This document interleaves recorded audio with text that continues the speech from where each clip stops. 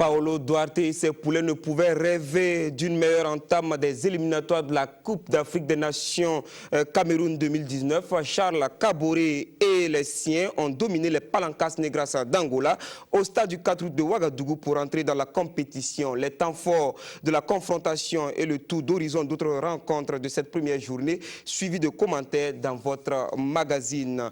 Le champion du Burkina et détenteur de la Coupe du Faso se remet dans le sens de la marche. À la faveur des huitièmes de finale de la Coupe du Faso, les Faucons de Kamou-Malo ont renoué avec la victoire dans la course à leur propre succession. Nos envoyés spéciaux ont sillonné le pays pour faire vivre les grandes rencontres des huitièmes de finale de la 31e Coupe du Faso.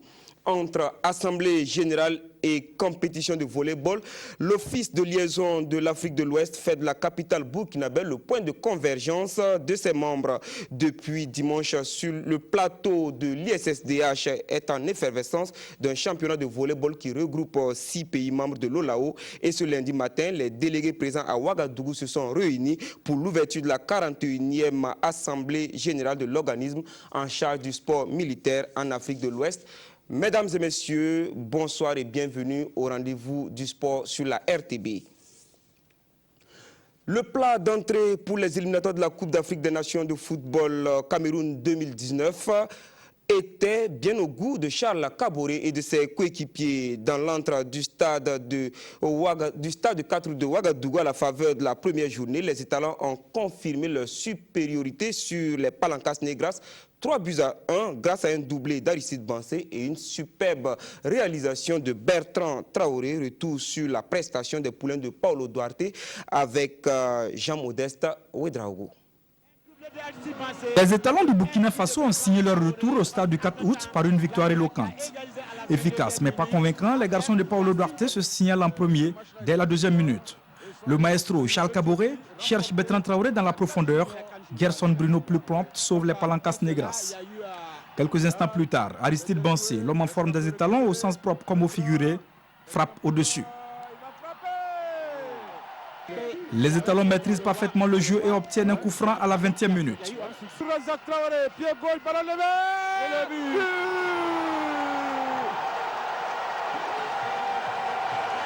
Abdourazak Traoré dépose la balle sur la tête d'Aristide Bansé.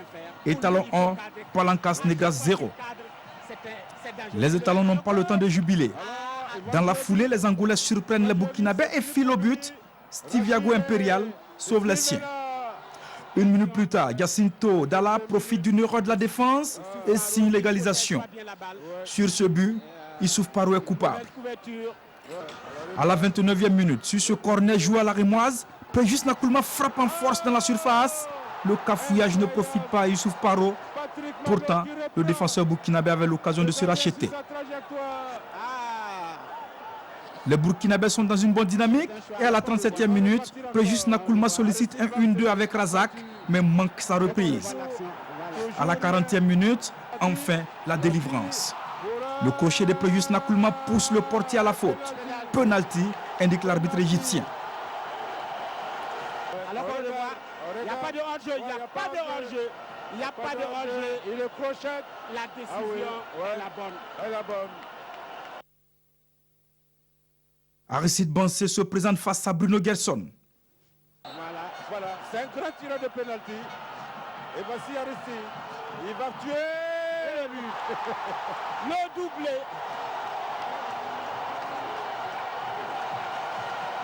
Deux buts à 1, c'est le score à la pause en faveur des étalons.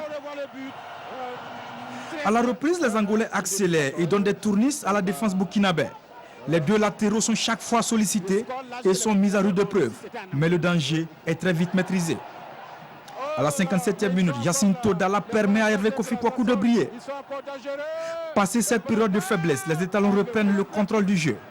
Cyril Bayala, entré en jeu, passe en revue la défense angolaise, mais manque de lucidité devant le but.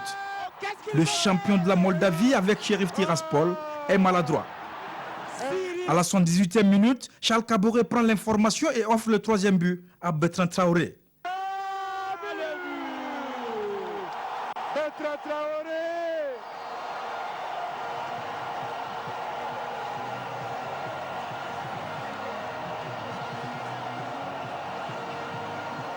Bertrand Traoré dalle. C'est une passe éclair du capitaine Charles Caboret. Burkina Faso 3, Angola 1. Les étalons assument leur statut de favoris et prennent ainsi la tête du groupe I devant la Mauritanie et le Botswana. Et nous rappelons que le président du Faso a assisté personnellement à ce match. Après la victoire, Ibrahima Sombi et Jean-Modeste Ouedraogo étaient à la conférence de presse animée par les acteurs de la rencontre. Entre autres propos, ils ont pu avoir les avis du double buteur Aristide Bansé et du sélectionneur national Paulo Duarte sur le match. Je vous propose de les écouter. Non, la France a joué très bien. Steve a fait un grand match. Koulibaly a joué très bien. Malou, pas beaucoup. Il a fait bonnes choses, mais il a perdu trop de duels dans les derniers mi-temps. Il a perdu un duel avec un joueur qui dit qu'il est trop fort. Défensivement, il ne participe pas beaucoup, c'est Papel. Un joueur 1 contre 1 très fort, qui donne un combat énorme, je l'ai prévenu de ça, donne distance, ne va pas poigner, donne distance de mètre et demi. Il s'accoulait beaucoup. Deuxième mi-temps, c'est lui pratiquement qui a cassé notre défense, notre couloir droite. Mais je pense que la défense avait à faire un match bon. C'est vrai qu'on doit laisser l'arbitre faire le travail, mais je pense qu'il n'a pas fait un bon match, c'est mon opinion. Parfois, je me trompe aussi, je fais un mauvais choix, mais un penalty clair sur Bertrand. Donc, j'ai pas compris. J'ai pas compris le premier mi-temps de l'arbitre, franchement. M'a énervé, c'est vrai, a énervé un peu le joueur. Bon, je pense que c'était un match très très difficile. Voilà, parce que tout d'abord, voilà, le coach à l'entraînement, le coach a parlé beaucoup avec nous. Voilà, il a parlé beaucoup avec nous. C'est-à-dire moi, je devais plus me sacrifier pour les autres. Voilà, plus me sacrifier pour les autres et pour laisser qu'on a besoin de plonger et Bertrand et qu'on a besoin de préjuger normalement dans le dos. Bon, je pense que c'est ce qu'on a fait et ça a mené le troisième but de Bertrand. Voilà, c'est une défense très très solide et moi je pense que voilà, c'est vrai que je n'ai pas touché assez de ballons. Voilà, mais bon, à tout moment, bon, quand j'arrive à maîtriser le ballon, c'est-à-dire que ça porte un peu de danger devant. Voilà, donc je pense que c'est ça qui est le plus important. Voilà, et je marque 2 buts et voilà, ça donne beaucoup de confiance et voilà, c'est bon pour l'équipe. Qu'est-ce qui fait avancer Bansé? Je pense que, bon, comme le coach a dit, la qualité, le courage, voilà, il y a beaucoup de choses. Et c'est pas moi qui ai dit, je pense que ce sont les panneaux. Donc je pense que ce sont les panneaux, donc bientôt vous aurez la réponse.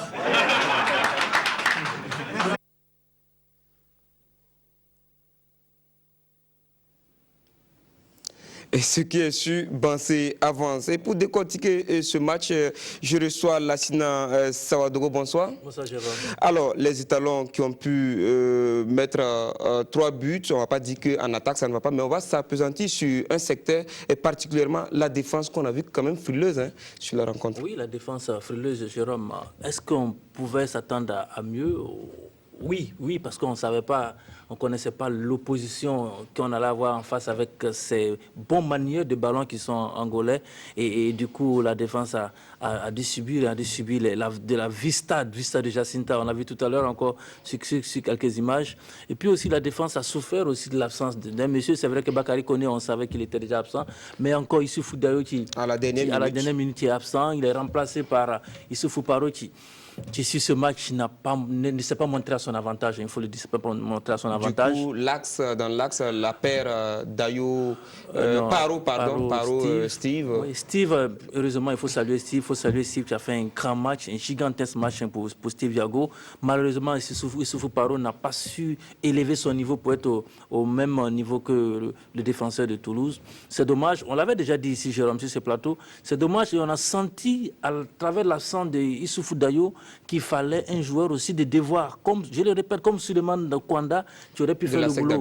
Mais Issoufou Paro, en 2e division en Afrique du Sud, excusez-moi, mais je ne pense pas qu'il puisse apporter la réaction qu'on attend d'un défenseur à ce niveau de la compétition. C'est vrai qu'on a joué l'Angola, c'est une équipe en reconstruction, mais si jamais on doit affronter une équipe beaucoup plus aguerrie, des attaquants beaucoup plus futés, comme le Sénégal qui se profile à l'horizon, ça ne sera pas du tout évident. Et justement, sur les côtés aussi, on a vu quand même des difficultés. Ah oui, Jérôme, sur le côté, il y a ce problème-là qui s'est posé véritablement dans ce match, c'est ce problème de supplément.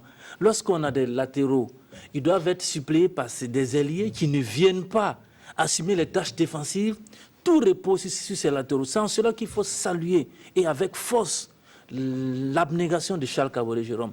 Il était là pour suppléer et à gauche et à droite pour jouer la couverture. Quand on a des attaquants aussi virevoltants que les Angolais, il faut véritablement la couverture. Et Yacouba Koulibaly, Patrick Malo, qui s'est transformé en latéral, vous savez que ce n'est pas son poste de prédilection, n'avait pas de couverture. La faute à qui? La faute à Bertrand et à Prégis Nakoulman qui ne venaient pas. J'étais très content d'entendre Bansé dire que l'entraîneur de Mané qui se sacrifie. Lui s'est sacrifié, mais les autres ne se sont pas sacrifiés. Lorsqu'on joue à un 4-3-3 comme on l'a fait, avec un seul essuie-glace comme Charles, il faut véritablement que les autres viennent attirer l'état défensif. Si on n'assure pas l'état défensif, messieurs, ben c'est la catastrophe parce que l'équipe sera cassée à un moment donné. Justement, on va parler du milieu, effectivement, à un moment donné, avec la sortie de Blati, Touré et l'entrée, justement. Oui, Jérôme Follet, c'est une catastrophe tactique de Paolo Duarte sur ce coup-là. Hein. Lorsqu'on fait sortir un garçon comme Blati et qu'on fait rentrer Siri Baala, mais on déséquilibre encore son équipe. Là, on mène. On fait sortir Blati qui était un milieu de terrain, on fait rentrer un garçon à vocation offensive. Mais qui est-ce que vous voulez qui doit venir maintenant assurer les tâches défensives? Charles Kaboré, qui a déjà coupé d'un carton, doit encore se battre. Et vous savez que Razak aussi, on l'a dit comme Blati, sont des garçons qui reviennent à la compétition. Lorsque vous avez aussi Bertrand, Prégis qui ne défendent pas, mais écoutez, vous créez un véritable déséquilibre. Je pense que Paolo Duarte, en toute honnêteté, a fait une grosse erreur en faisant rentrer Siri Baala, qui d'ailleurs n'a pas montré grand-chose sur son entrée, avec ses déboulés. C'est déboulé qui aurait été beaucoup plus efficace, mais malheureusement, je ne sais pas où c'est cru, mais véritablement, ça n'a pas été ce qu'on attendait de Siri Baala. Et Jérôme, ça me permet de dire, très rapidement. Déjà, il faut penser à Charles Kaboré, il est revenu, il faut saluer son retour. Dans l'entrejeu, on sent qu'on a encore besoin des personnes, et ça me permet aussi de dire que, par d'autres qui dit que cette équipe, on aura du mal à entrer dans cette équipe-là, ce n'est pas vrai. Celui qui est au top, qui donne la réponse qu'on attend pour un étalon milieu de terrain, rentrer dans cette équipe parce qu'il y a de la place à prendre. Ok, merci à vous, Lassina Sawadogo, mais vous restez sur ce plateau. Le moins que l'on a pu constater, c'est que les étalons n'étaient pas orphelins dans la cuvette du stade du 4 août dans leur bataille face au Palancas Negras. Au nombre des milliers de supporters, le président du Faso était au rendez-vous pour pousser le 11 national à la victoire. On voit cela avec Ibrahima Sombier et Jean-Modeste Ouedraogo. Comme il avait promis, le premier supporter des étalons, Rochma Christian Kaboré, président du Faso, était présent pour apporter son soutien aux étalons. Mais avant son arrivée, du gaz lacrymogène a été lancé à la porte d'eux. Conséquence, difficile de respirer.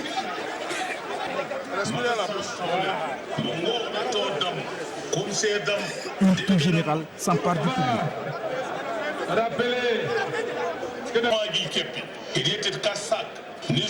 Une bousculade serait à l'origine de cet incident. Puis, voici venue l'heure des échauffements. Le public, lui, commence à affluer au stade du 4 août. Ensuite, il est 17h55. Maintenant, place aux hymnes nationaux. «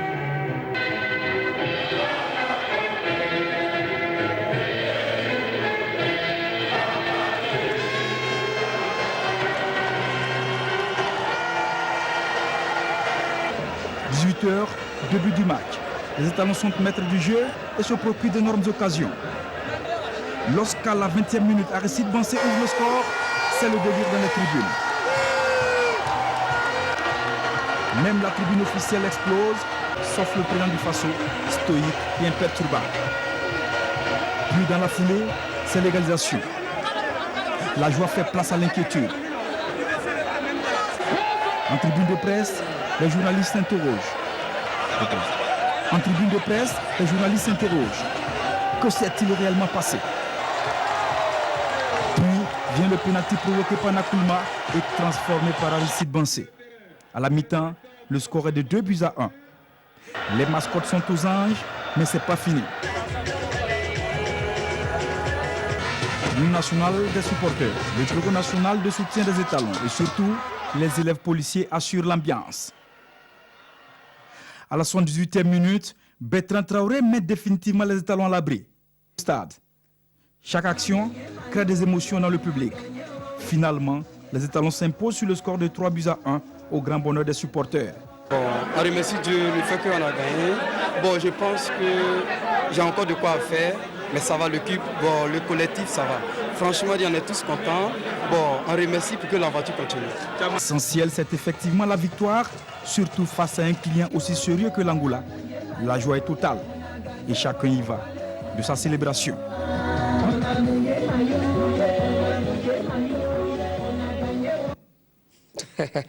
Notre collègue Bazi. Alors, on va revenir encore sur la rencontre avec des leaders qui n'ont pas véritablement répondu à l'attente. Oui, Jérôme, il faut le dire, on l'a dit. Hein. Aujourd'hui, le leader technique de cette équipe-là s'appelle Bertrand Isidore Traoré. Lorsqu'on est leader d'une équipe, lorsqu'on joue dans une équipe qui s'appelle l'Ajax, lorsqu'on joue la finale de la Ligue Europa, quand on arrive à la maison, il faut se mettre à la hauteur. Bertrand a sauvé pratiquement son match sur son 3e but. À la 60 de ce 3e but-là. Sur le 3e but. Sur le 3e but. On n'a pas vu Bertrand qu'on attendait sur ce match-là.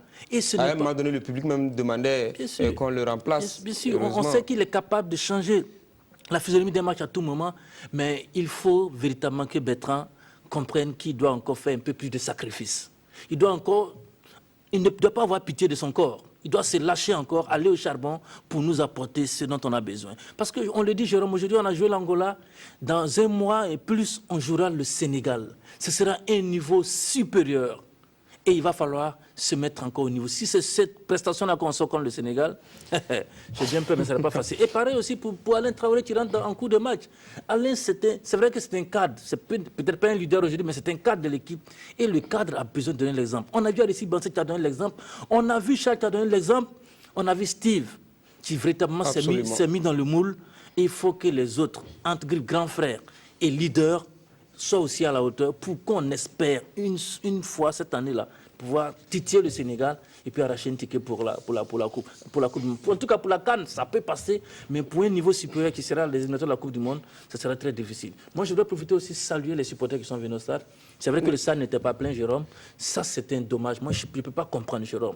Non, mais ça s'explique. Parce qu'il y a beaucoup qui sont restés dehors quand même. Oui, mais rester dehors, il faut trouver le moyen pour gérer tout cela parce que le stade du Catou, ça fait 35 000 spectateurs. Le Burkina Faso, on est très très nombreux. Ouagadougou, on est nombreux. Les gens viennent, il a dit, il faut saluer ceux qui sont venus de l'UNSE déjà, saluer ceux qui sont venus de la Côte d'Ivoire, ceux qui sont venus du Togo. Mais il faut saluer tout ce monde-là. Mais bien sûr, il faut pouvoir saluer ceux qui viennent de Samba, de Wayalguin, de Dassasgo, de Pissi et tout ça pour remplir ce stade.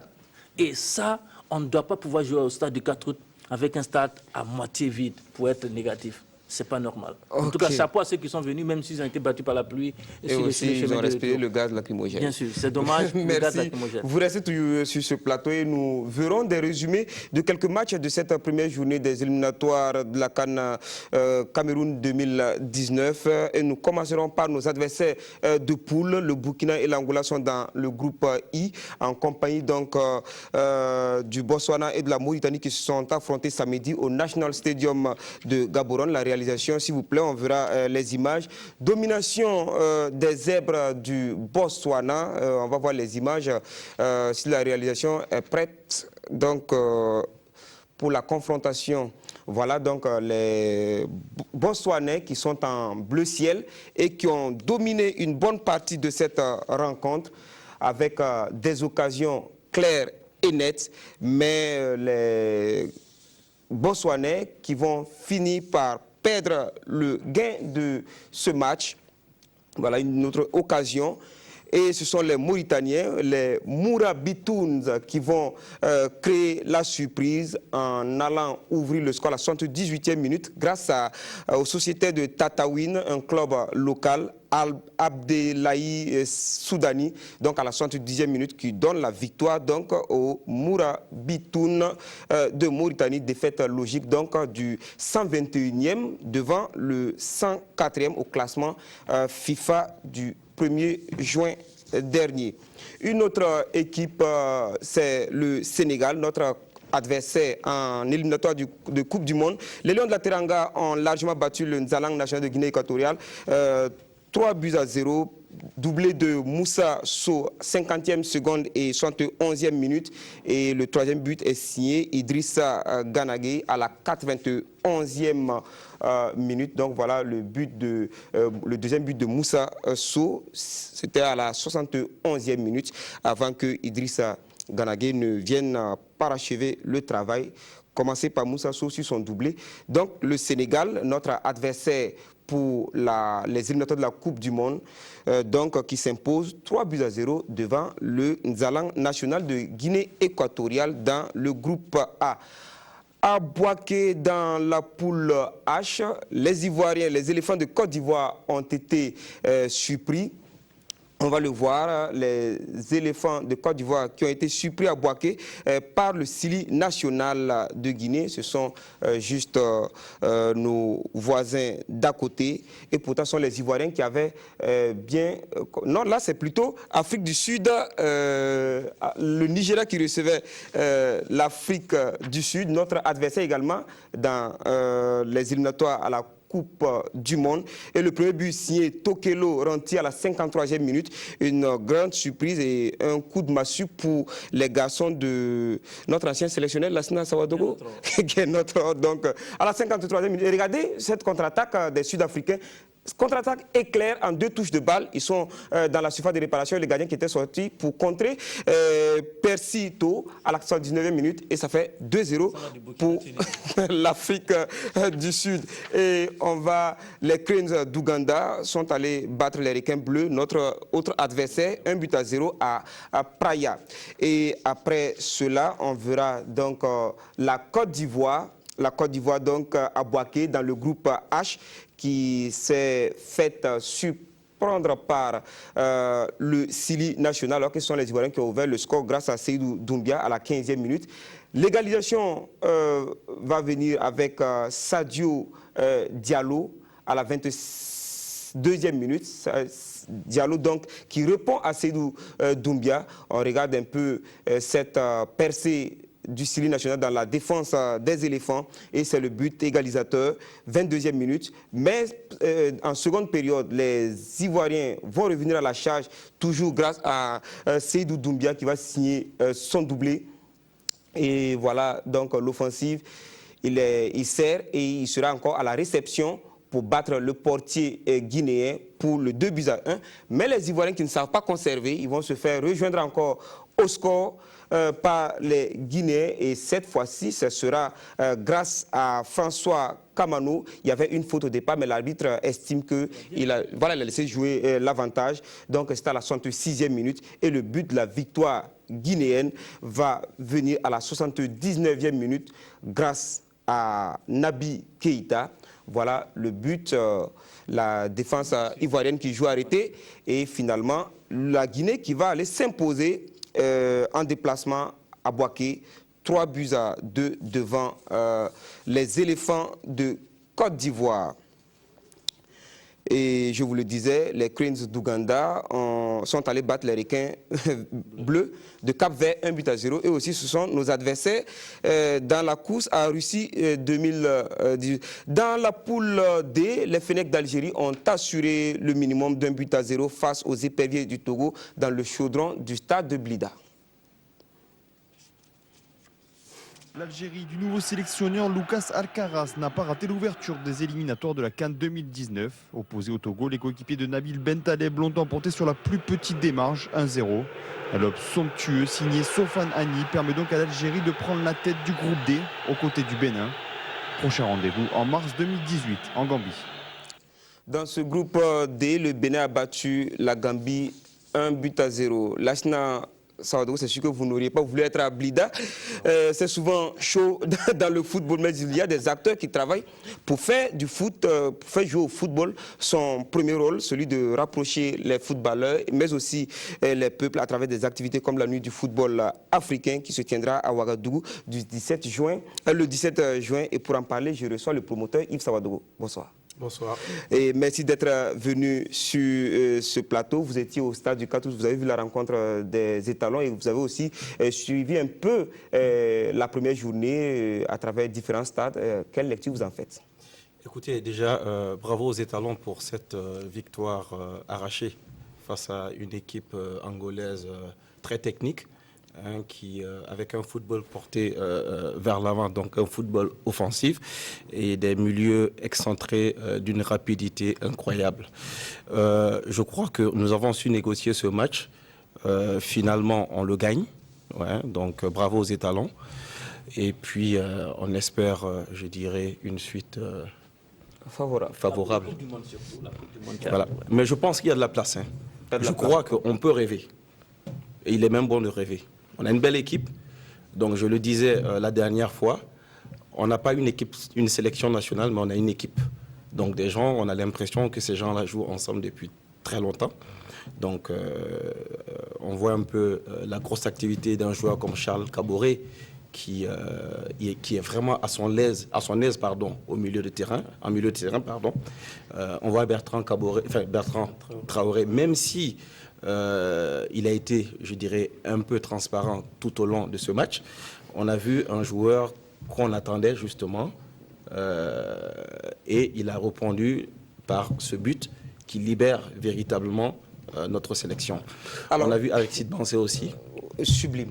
Exact. On va dire ça comme ça. Voilà. Et la nuit du football africain, 5e édition, et la première édition au Burkina. Pourquoi le choix du Burkina? Alors, je crois que le choix du Burkina est un choix qui s'imposait naturellement. Donc, après 4 éditions à Abidjan, donc qui a vu, je dirais, naître la nuit du football africain, il était important que l'étape suivante, justement, se passe ici à Ouagadougou. Il faut aussi dire que le contexte s'y prête. Nous avons désormais un pays qui compte dans le paysage footballistique africain. Hein, on a bien vu le parcours. On a bien vu le parcours. On a bien vu le parcours des étalons à la dernière Coupe d'Afrique et bien avant. Donc sa place aussi de finaliste en 2013.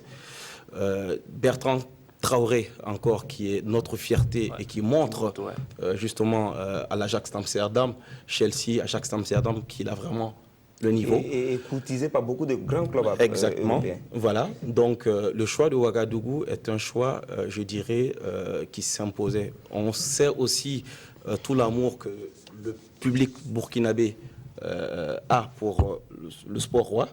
Donc venir chez moi ici pour l'étape 2 de la nuit du football africain après Abidjan est une grande satisfaction. Alors, parlez-nous des articulations de cette nuit du football africain. Écoutez, déjà, je pense que pour présenter l'événement au grand public, la nuit du football africain est un événement panafricain qui a pour vocation de célébrer les légendes, tous ceux qui nous ont fait rêver depuis tout petit et qui ont été pour moi, encore, enfin, je ne cesse de le dire, des ambassadeurs pour notre continent.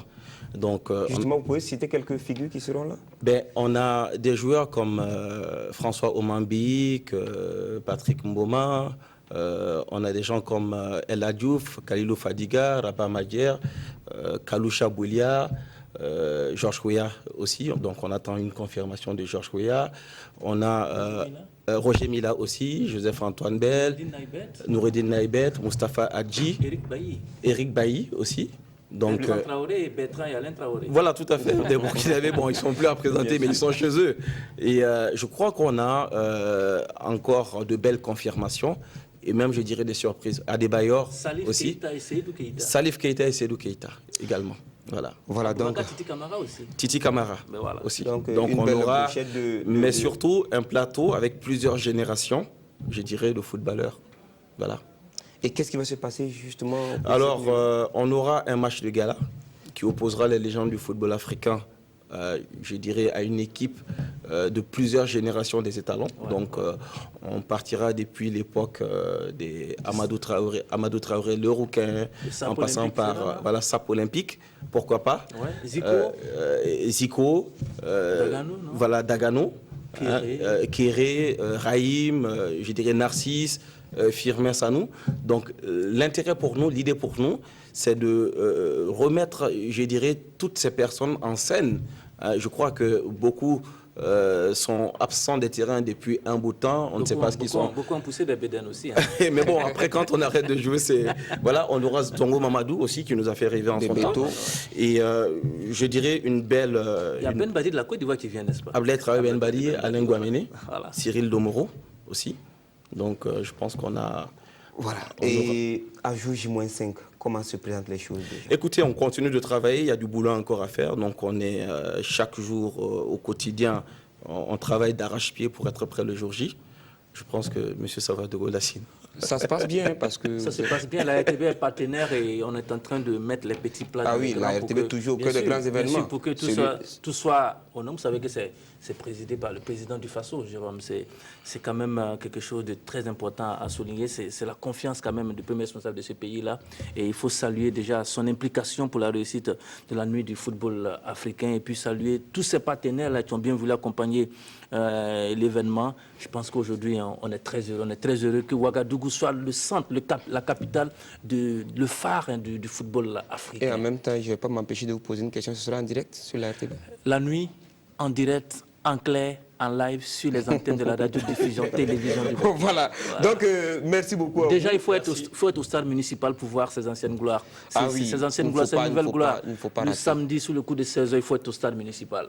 Et puis, pour ceux qui n'auront pas les tickets pour la salle des banquets, soyez devant votre poste téléviseur parce que ça sera le top.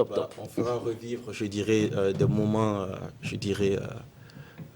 des souvenirs. Des souvenirs intarissables. Alors, bon vent à la nuit du football africain. Merci beaucoup. Et merci d'être parti sur ce plateau. Merci beaucoup. On ferme la page du football continental pour ouvrir celle de la Coupe du Faso qui a livré le verdict des huitièmes de finale dimanche et lundi.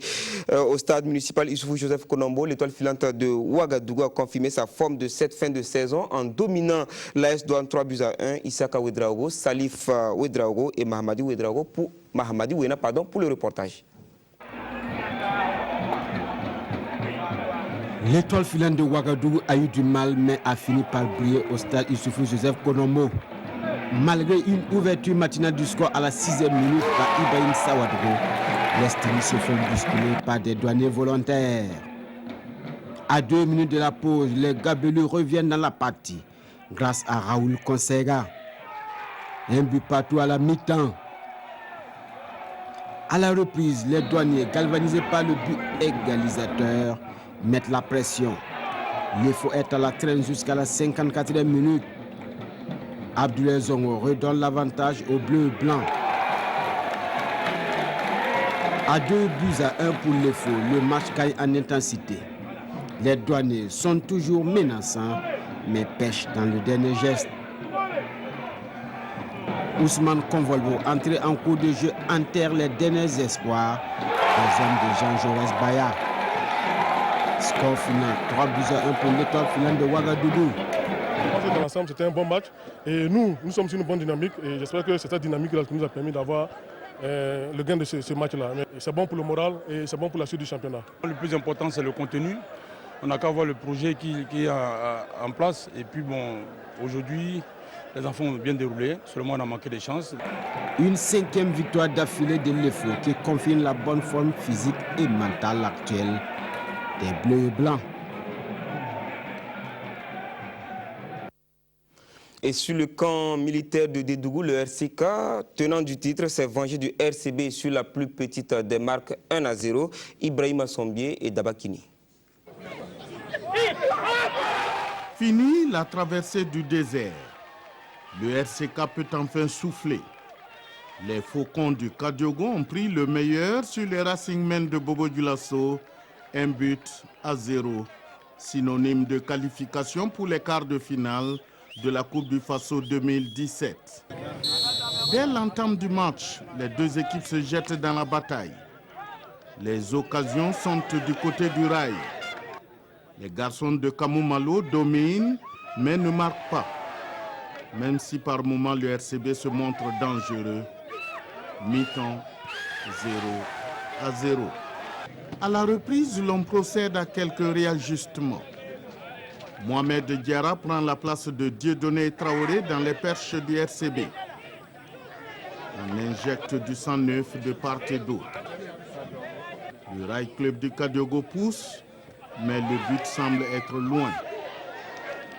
Il a fallu attendre la 80e minute pour assister à l'inscription de l'unique but de la partie. Ibé en embuscade surprend la défense bobolaise et offre la qualification au Rail Club du Kadiogo.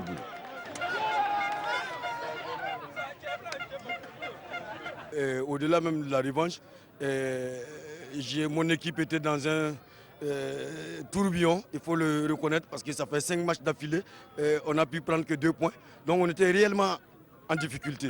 Alors Dieu merci, aujourd'hui nous avons placé ce match-là simplement le match de la renaissance. J'ai dit aux enfants, il faut gagner ce soir pour montrer qu'on peut encore gagner le championnat et pourquoi pas faire le doublé. C'est vrai que nous avons été un peu absents ces derniers temps et que le club aussi a connu quelques difficultés, mais je peux dire le RCK est de retour. Le RCK est de retour parce que notre objectif c'est d'abord le championnat. La Coupe du Faso, on va regarder en fonction du calendrier. Surtout quand le président est en sueur. Oui, surtout quand le président est en sueur et puis tout, vous voyez, regardez comment les supporters sont mobilisés pour venir. C'est la déception du côté du RCB. Pas du tout content de l'arbitrage. En première mi-temps, on a joué notre jeu. On a eu des occasions, on n'a pas pu mettre au fond. Bon, vous savez, le RCK aussi est une équipe qui pose le ballon. On s'attendait à la domination en deuxième mi-temps. On était préparé pour ça. Maintenant, bon, c'est vrai que c'est un fait de jeu qui vient nous battre. Bon, on ne peut rien contre, hein. Voilà, on accepte comme ça. En attendant, les regards doivent être maintenant tournés vers la 26e journée du championnat national de football de première division. Sur le terrain de l'USFA Ouagadougou, l'USO s'est défaite de COSAF sur le score étriqué de 2-1 sous le regard de Isaka Ouedraogo et de Samira Sana, à qui Jean-Modeste Ouedraogo a prêté sa voix pour le reportage. Les Aigles de l'Arlais ont bavé avant de venir à bout de leur proie du jour, COSAF. Et pourtant, le match semblait facile pour l'USO dans les 30 premières minutes. Les Rouges et Blancs dominent, mais il faut attendre la 43e minute pour voir enfin l'ouverture du score. Stéphane Bandé est à la conclusion de cette action. 1-0 en faveur de l'USO, c'est le score à la pause. À la reprise, les garçons de Noël Tsenia maintiennent leur domination. Une domination payante. Ivan bat sur cette frappe lourde, signe le deuxième but. COSAF est au bord de l'élimination. Les garçons de Mouni Kwanda se ressaisissent et réduisent le score grâce à Ismaïla Ouedraogo à la 65e minute. USO 2, COSAF 1. Galvanisé par ce but, COSAF tente le tout pour le tout. Kassoum Ouedraogo Zico Academy Football Club assiège le camp de l'USO. Il maintient la pression, se crée des occasions, mais ne trouve pas le fond des filets. L'USO défend son acquis jusqu'au coup de sifflet final et se qualifie pour les quarts de finale de la Coupe du Faso. C'était un match assez difficile. Et vous savez, un match de football, ça n'a jamais été facile. Encore plus une coupe. Ce n'est pas le championnat, la coupe, il n'y a pas de calcul, il faut aller, soit tu passes ou tu meurs. Donc il faut tout donner. Je pense que nous, on a essayé de tout donner en première mi-temps et puis tenter de gérer un peu la seconde mi-temps. La première mi-temps, bon, on est resté vraiment sans jouer. On est resté sur notre camp, ça n'allait même pas, ça ne bouge pas. Bon, la deuxième mi-temps, on a essayé de relever le niveau. Vous avez vu, ça marchait un peu, mais par précipitation, sinon quand même on pouvait avoir le tir au but. Le ciel semble tomber sur la tête de Mouni Kwanda et ses poulains. Après donc cette élimination à la Coupe du Faso, il ne reste plus que la bataille pour le maintien en première division. Une mission difficile, mais pas impossible.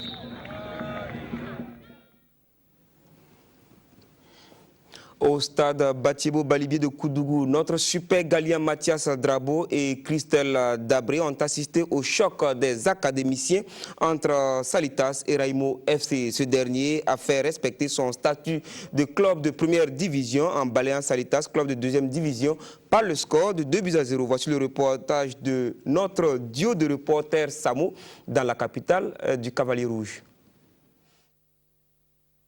Dans ce face-à-face Salitas Raimo FC, plus d'un observateur s'attendait à un match à suspense et très disputé. Entre ces deux centres de formation aux ambitions différentes cette saison, mais aspirant tous au beau jeu, la rencontre s'est révélée déséquilibrée. Salitas en orange blanc pensionnaire de la D2 nourrissait le secret espoir de créer la sensation en sortant le premier de la D1. Raimo FC, qui a flairé le piège, a vite pris les devants. Dès la 15e minute, le numéro 15, Richmond Kofi Kwame, d'une tête bien ajustée, donne l'avantage à son club.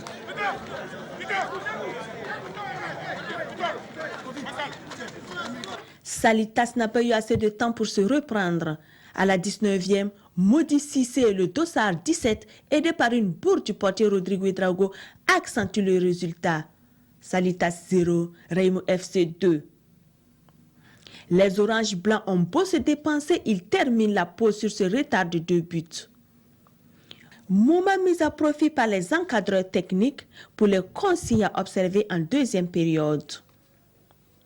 La reprise est moins intense. Salitas a du mal à se montrer mordant et décisif. En face, sentant la rencontre pliée, aucune prise de risque. Mis à part quelques occasions sporadiques, pas de but pour ces dernières 45 minutes. Les deux centres académiques se séparent sur ce score confortable de 2-0 pour les jaunes. L'aventure s'arrête pour le leader de la D2 de la poule A. Notre objectif majeur, c'est la montée en 2-1. Maintenant que la Coupe du Faso est là, on joue également, on ne s'est pas fixé comme objectif en tout cas de remporter la Coupe. Maintenant, mais notre objectif c'était en tout cas d'aller un peu loin dans cette Coupe-là. Et malheureusement, bon, l'aventure en tout cas reste pour aujourd'hui. Mais je pense que notre objectif reste en tout cas le championnat. Nous avons dit en championnat, on joue le haut du tableau. Pour se maintenir, il faut jouer le haut du tableau.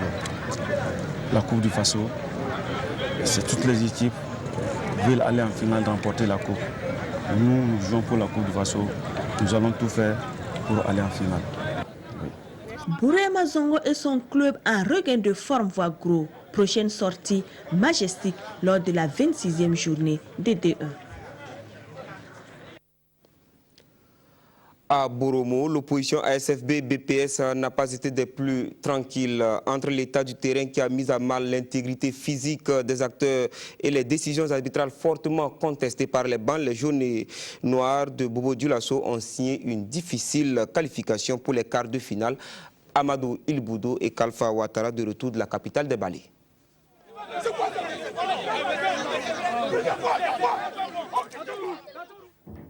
Une fin de rencontre houleuse d'une grande affiche sur un terrain de fortune. C'est ainsi que l'on peut résumer l'opposition ASFB-BPS. Je ne vais pas dire qu'il faut que nous travaillons davantage au niveau de nos arbitres parce que tout le monde en parle, mais il faut qu'eux aussi ils essaient d'améliorer leur niveau. On sait que c'est des humains et comme nous tous nous faisons des erreurs, mais il y a des moments on s'est dit que c'est des choses expressement faites. Ben, comme tout être humain, quand on pose un acte tout de suite, on les regrette parce que ce n'est pas bien en football et nous sommes des éducateurs, il faut bien le dire. Mais si vous avez constaté, pendant 94 minutes, je suis resté sur mon banc et c'est la dernière action qui m'a fait sortir de mon gang parce que c'était excessif. On sentait que l'arbitre voulait coûte que BPS remonte le but. Non, si BPS mérite, on va les féliciter. Mais il ne faut pas que ce soit eux qui poussent les équipes à gagner. C'est ce que j'ai toujours dit. Quand une équipe me bat de façon propre, moi je la félicite. Et on est en football, il ne faut pas croire qu'on va toujours gagner. Non, on ne va pas toujours être victorieux. Il faut accepter ça. Mais il faut qu'ils fassent correctement leur travail pour nous permettre à nous. Et parce qu'en 5 minutes, ces messieurs te foutent toute ta saison en l'air. Mais que voulez-vous? Les années passent, mais les conditions de pratique de la Coupe nationale ne changent pas. Qu'à cela ne tienne, on a beau crier, interpeller, la caravane passe. Difficile alors d'avoir une qualité de jeu. L'ASFB, réputé être une équipe de coupe, passe à l'offensive dès les premiers instants du match. Le BPS, lui, se remet au coup de pied arrêté. 0-0 à la pause. À la reprise, les jeunes noirs appuient sur l'accélérateur, mais les occasions de but sont pour les grenouilles bleues. 70e minute, Bamori Ouattara trouve Djakalidja Koulibaly. Lassina Kaba est sur la trajectoire. 73e minute, grosse frayeur dans le camp de l'ASFB. La barre transversale sauve les fonctionnaires. Mais le BPS s'est fait piéger à la 85e minute. Sur ce mauvais renvoi du défenseur, Eric Yamiogo fait une mauvaise appréciation. Ben Saïdou Ouedraogo, en embuscade, inscrit le but de la victoire. L'ASFB est une équipe de coupe et nous ne faisons que confirmer ça. Alors je pense que nous allons pouvoir continuer sur la lancée. Je pense que quand on est un gagneur, il faut savoir aussi perdre. Hein. Voilà, comme on le dit, ce sont les défaites qui permettent de forger demain les grandes victoires. Et c'est vrai qu'on aurait aimé aller assez loin dans cette Coupe du Faso, mais les choses ont tourné autrement. Donc pour nous, il n'y a pas d'amertume, tout au contraire.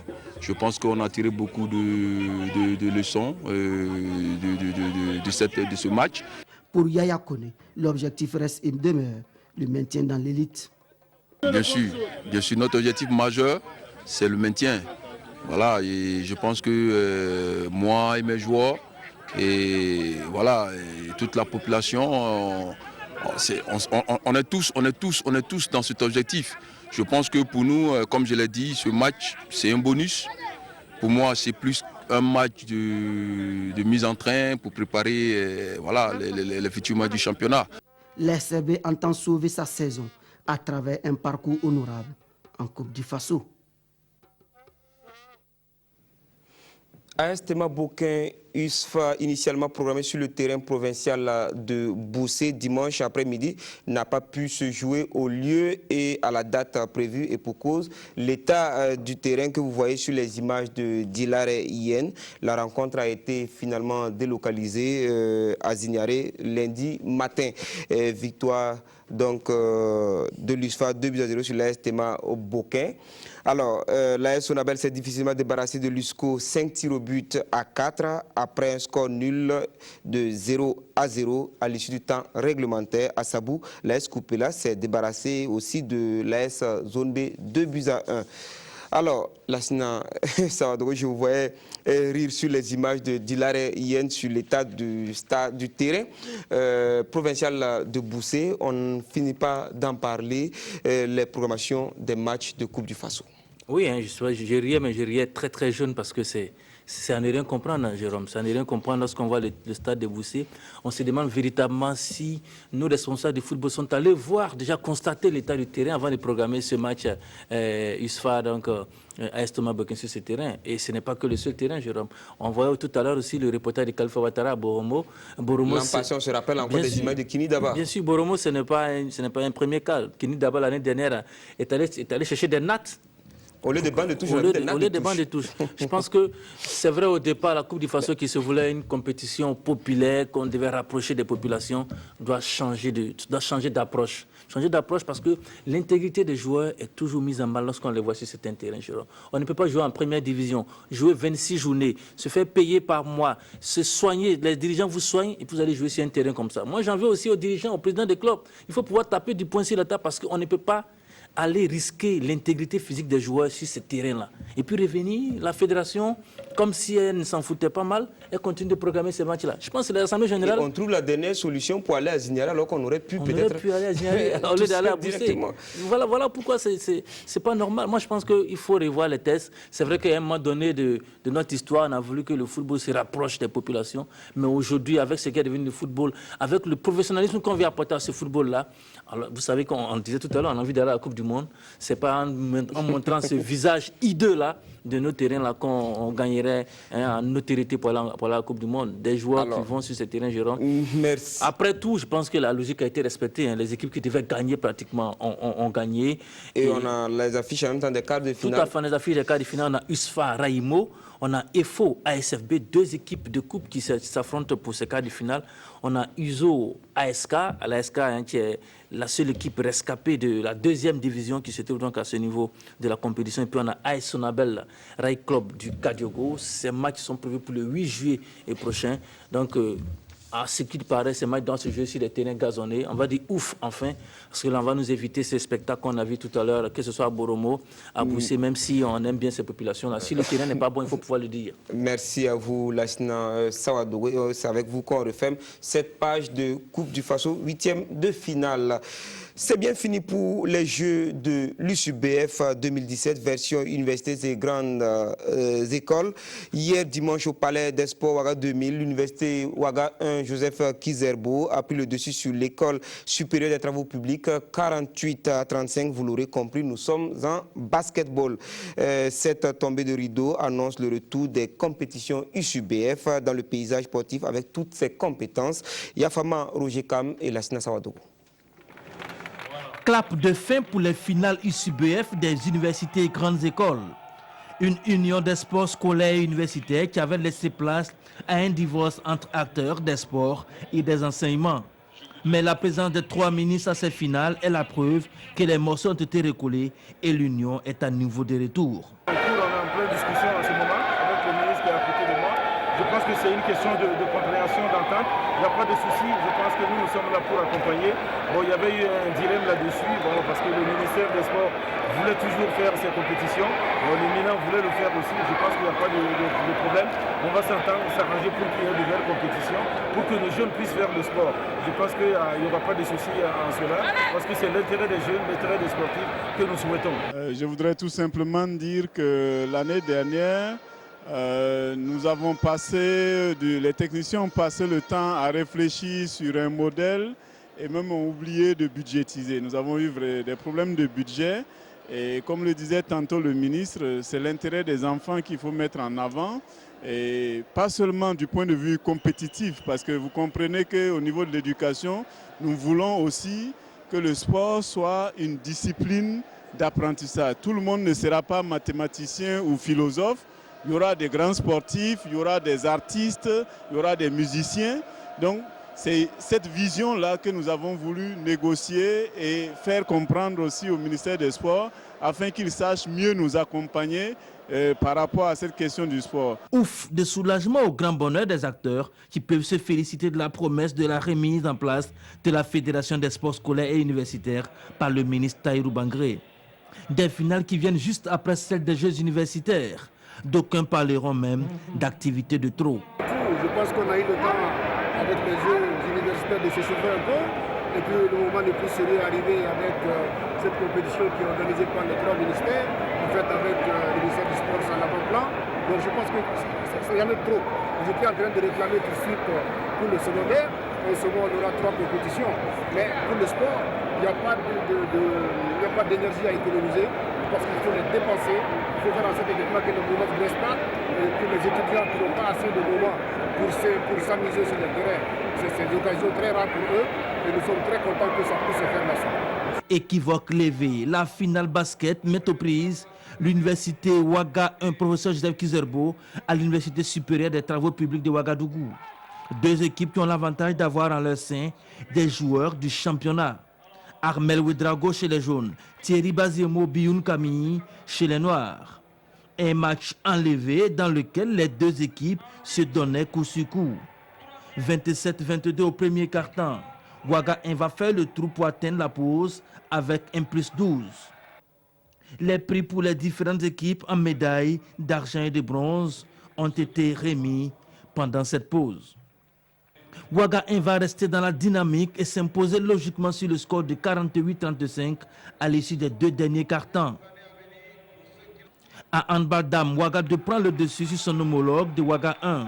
Chez les hommes aussi, Ouaga 2 va se montrer intraitable devant Ouaga 1 sur le score de 40-16. Un acte final qui a vu la présence des frères Traoré au Palais des Sports de Ouaga 2000.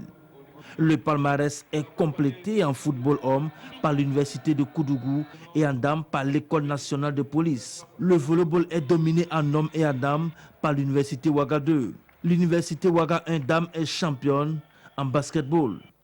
Des médailles aussi pour les champions en judo et en athlétisme. Je vous le disais en titre, le sport militaire est à l'honneur à Ouagadougou. L'Office de liaison de l'Afrique de l'Ouest tient depuis lundi matin sa 41e Assemblée générale. 9 pays sur les 14 que compte l'OLAO sont présents dans la capitale burkinabé pour les bilans techniques, financiers et moraux de l'organisme en charge du sport militaire en Afrique de l'Ouest. Pour le compte rendu, on retrouve Konsoum Koulibaly et Mahamadi Wena. Le ministre de la Défense et des anciens combattants qui reçoit des honneurs militaires. Des honneurs avant de présider la 41e Assemblée générale de l'Office de liaison de l'Afrique de l'Ouest, OLAO. Je reste convaincu que l'objectif principal de l'OLAO, qui est d'offrir aux frères d'armes des pays membres des occasions régulières de renforcer l'amitié, la solidarité et la fraternité à travers les manifestations sportives, sera d'un apport certain dans la mutualisation de nos efforts de paix de la sous-région. L'OLAO, dirigé par le colonel David Cabré, a connu un passage à vide durant 4 ans. Et cette 41e Assemblée générale qui réunit à Ouagadougou le staff et les délégués nationaux des 9 pays de l'OLAO est une aubaine pour discuter de l'avenir de l'Office. Il va falloir renouveler le comité directeur qui a été élu depuis avril 2012 lors de la 39e Assemblée générale au Niger. Donc il va falloir procéder, comme je l'ai dit tantôt, au renouvellement. En plus de cela, il faut dire que nous projetons aussi faire des amendements en ce qui concerne nos statuts. Parce que, comme il a été dit déjà en salle lors de la cérémonie d'ouverture, s'adapter aux nouvelles réalités qui sont aujourd'hui, auxquelles on doit faire face. C'est-à-dire la situation qui prévaut en ce moment dans la sous-région, notamment le terrorisme, les trafics de tout genre, et mieux adapter nos textes en fait, à ce nouveau contexte-là. À la faveur de cette cérémonie d'ouverture de l'AG de l'Olao, certaines personnalités ont été honorées. Il s'agit entre autres du président de la commission de la CEDEAO, fait commandeur de l'ordre du mérite du Conseil international du sport militaire. Les ministres de la Défense, des Sports et le chef d'état-major général des armées, eux, ont été élevés au rang des grands officiers de l'ordre du mérite du Conseil international du sport militaire. En marge des assises de l'Olao, à Ouagadougou se déroule un championnat de volley-ball regroupant 6 pays membres de l'organe régissant le sport militaire en Afrique de l'Ouest. Le match d'ouverture joué dimanche après-midi a enregistré la victoire de la SOA de Côte d'Ivoire face à l'USFAS du Mali par le score de 3-7 à 1. Nongba Kouda et Victorien Marienne pour le résumé. C'est le chef d'état-major général adjoint des armées qui a donné le top départ de ces retrouvailles de Ouagadougou. Un championnat de volley-ball entre 6 pays de l'Office de liaison de l'Afrique de l'Ouest au Lao, à savoir le Bénin, la Côte d'Ivoire, la Guinée-Conakry, le Mali, le Togo et le Burkina. Le match inaugural a opposé la SOA, la Société Omnisport des armées de la Côte d'Ivoire, à l'USFAS, l'Union sportive des forces armées de sécurité du Mali. Une affiche qui a tenu toutes ses promesses. La Côte d'Ivoire fait une belle entame en remportant le premier set par 25-22. Elle conserve sa fière allure jusqu'au deuxième set, victorieuse par 25-19. L'USFAS du Mali, piqué dans ses galons propres, sort l'artillerie lourde au troisième set et bouscule son adversaire à l'égalité des chances, 21-21, 22-22, puis 23-23, avant de l'emporter par 29-27. Une fin de non-recevoir réussie 5 sur 5 par les Ivoiriens dominateurs. Yao Kwame Faras Ouattara, hôte de la SOA, rebande les muscles et mettre fin au sursaut d'orgueil d'Abba Balo, Moussa Koulibaly, Ama Sissé, pour ne citer que ceux-ci de l'USFAS du Mali par 25-23. La Côte d'Ivoire bat ainsi le Mali par 3-7 à 1. L'aventure ne fait que commencer. Une équipe comme l'équipe militaire de la Côte d'Ivoire va prendre 5 à 6 points d'affilée, ce qui n'est pas normal pour une grande équipe. Si on veut avancer, on ne peut pas aller avec ça. Donc, nous on s'est dit on doit jouer la finale contre l'équipe favorite qui est le Burkina. Malgré leur revers tardif, les militaires maliens ont par moments donné du fil à retordre à leurs homologues ivoiriens trop confiants. C'est des jeunes recrues qu'on a amenés et pour la plupart, 99% de l'équipe, c'est leur première compétition internationale. Donc vous voyez que ce n'est pas si facile que ça et les jeunes étaient beaucoup plus stressés. Et donc je crois que ça explique un peu le résultat du score. Sinon, quand vous regardez dans le match, techniquement et tactiquement, c'est des jeunes qui pouvaient faire mieux que ça. Mais je crois que la Côte d'Ivoire a plus usé de son expérience pour remporter cette victoire. Nous avons enregistré un match où les deux équipes étaient bien engagées. Je pense que le pari va se tenir. Nous sommes en tout cas satisfaits déjà de la présence de toutes les équipes qui avaient confirmé leur participation et également nous sommes satisfaits des performances. Je pense que la compétition est lancée et nous souhaitons que le meilleur gagne et nous souhaitons également avoir beaucoup d'amitié à travers cette compétition entre les forces armées des pays qui participent et de façon plus large les pays membres de l'Olao, les pays de l'Afrique de l'Ouest. Ce qui est sûr, ces retrouvailles de Ouagadougou sous la bannière de l'Olao s'annoncent d'ores et déjà palpitantes, donc indécises. Ce lundi matin, la Guinée-Conakry a dominé le Togo 3-7-2 et dans l'après-midi, l'USFA du Burkina s'est imposé devant la SOA de Côte d'Ivoire 3-7-1. Les activités de la 41e Assemblée générale de l'OLAO à Ouagadougou se poursuivent jusqu'au 17 juin prochain. Il est incontestablement le maître de la terre battue. Au tournoi des internationaux de France Roland-Garros 2017, Rafael Nadal a signé une historique décima. L'Espagnol a écrasé le Suisse Stan Wawrinka sur le score de 3-7-0, résumé d'une victoire tant expéditive qu'éclatante qui entre dans l'histoire du tennis mondial. L'histoire de son 10e sacre à Roland-Garros se sera écrite à sens unique. Rafael Nadal n'aura laissé à personne le soin d'espérer pouvoir rivaliser et certainement pas Stan Wawrinka en finale. Battu en 3-7, le Suisse ne pouvait que reconnaître la supériorité du Mallorquin. Il est très bon, il est agressif, il joue de nouveau un niveau incroyable. Donc c'était le Rafa auquel je m'attendais, mais c'est clair que c'est du très très haut niveau, il n'y a rien à dire. Premier jeu remporté par Nadal, premier jeu blanc. D'entrée, l'Espagnol a sauté à la gorge de Wawrinka. 3 aces, 10 coups gagnants, rien que dans le premier set. Un rythme que Nadal a su conserver tout au long de la rencontre, profitant aussi des 29 fautes directes commises par le Suisse.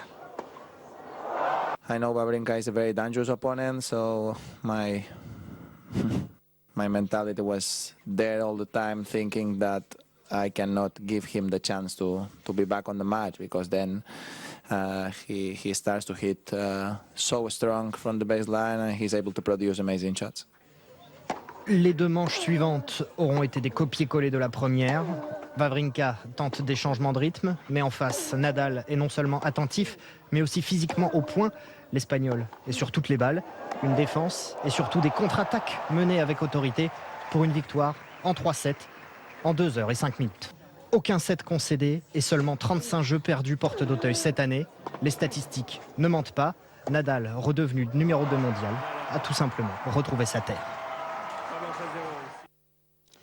Les 24 et 25 juin prochains, Saba, localité située à la sortie est de Ouagadougou, va vibrer au rythme de la 3e édition de la compétition internationale de motocross. Le lancement des inscriptions s'est déroulé dimanche sur le circuit de Saba. Étalon Motocross est l'initiateur de ce rendez-vous de passion de la moto qui va regrouper des motards de Côte d'Ivoire, du Togo, du Mali, du Sénégal et bien entendu du Burkina. Kwalae Nebié et Bangba David Kafando nous en disent plus.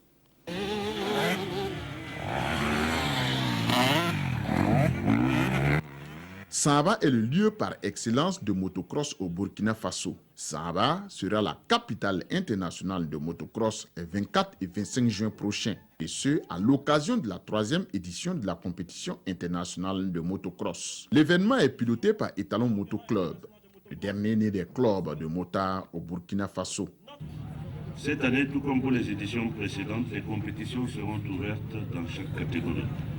Cross junior 65 cm3, cadet 85 cm3, espoir et senior.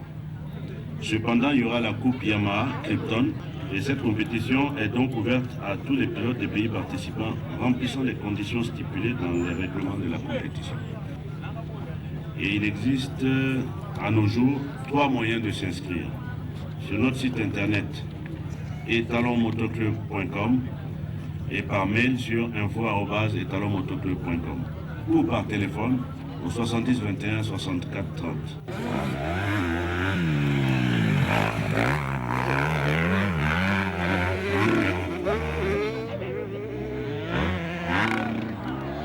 Un nouveau circuit a été construit pour répondre aux normes internationales. La compétition va réunir la crème des pilotes de la sous-région dans toutes les catégories. L'état-major du club Étalon d'Or est confiant. Les motards burkinabés ont fait leur gamme en avril dernier au Togo et raflé au passage des médailles dans chaque catégorie. Il y en a des très bons qui viennent, ça je peux vous l'assurer, parce que je les connais à peu près tous. On a aujourd'hui, en toute catégorie, qu'on fait des juniors, cadets, seniors, on aurait 11 pilotes ivoiriens et 7 pilotes togolais. On sait qu'on se lance dans une course aujourd'hui en toute sécurité, parce qu'on a un terrain vraiment sécurisé au niveau de tout ce qui est obstacle. Et ça, c'est vraiment très important. Les pilotes burkinabés sont à la manœuvre et enchaînent les tours de piste sur le nouveau circuit. Les inscriptions de la 3e édition de la compétition internationale de motocross se poursuivent. Rendez-vous donc les 24 et 25 juin prochains à Samba pour la fête de motocross.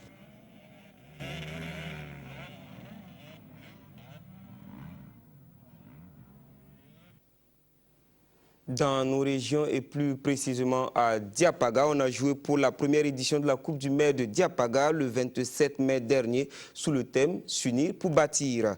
Une première édition remportée par le secteur 1 sur le secteur 3 par 4 tirs au but à 3. Le reportage vous est proposé par nos correspondants à Fada, Alassane Kendrebeogo et Mahamadi Ouedraogo. Le conseil municipal de Diapaga tient la première édition de la Coupe du maire. Cette compétition, qui a réuni 24 formations, vise la cohésion sociale pour un développement durable de la commune. On a estimé que le football, c'est vraiment un canal par lequel les jeunes peuvent se retrouver. Véritablement, l'objectif, en tout cas, c'est la cohésion au sein de la commune. Et ça va permettre de relancer beaucoup de nos activités dans cette commune. La finale a mis aux prises l'équipe du secteur 1 en rouge à celle du secteur 3 en bleu. Plus homogènes et techniques, les rouges se sont distingués surtout grâce à leur individualité, comme Ahmed Wali et Michel Tankwano. Les deux équipes se sont créées de nombreuses occasions de but pendant les 90 minutes. Mais les attaquants pêchent chaque fois dans la finition. Il a fallu attendre l'épreuve des tirs au but pour voir le secteur 1 gagner le duel par 4 buts contre 3. Les jeunes qui ont pris part à la finale nous ont gratifiés en tout cas d'un football assez intéressant. Et je vais faire la confidence, je vous assure que si l'équipe du secteur 1 n'avait pas remporté, je serais rentré meurtri parce que les enfants, ils ont eu toutes les occasions. Malheureusement, ils n'ont pas pu concrétiser. Mais les dieux du football ont décidé pour eux, même au tir au but. On souhaite vivement qu'il y ait une deuxième édition. Le secteur 1 repart avec le trophée, une enveloppe de 100 000 francs CFA, un jeu de maillot et un ballon. Le finaliste malheureux reçoit la somme de 75 000 francs CFA et d'autres dons en nature. Les équipes classées 3e et 4e, ainsi que le meilleur gardien et le meilleur joueur, ont aussi été récompensés.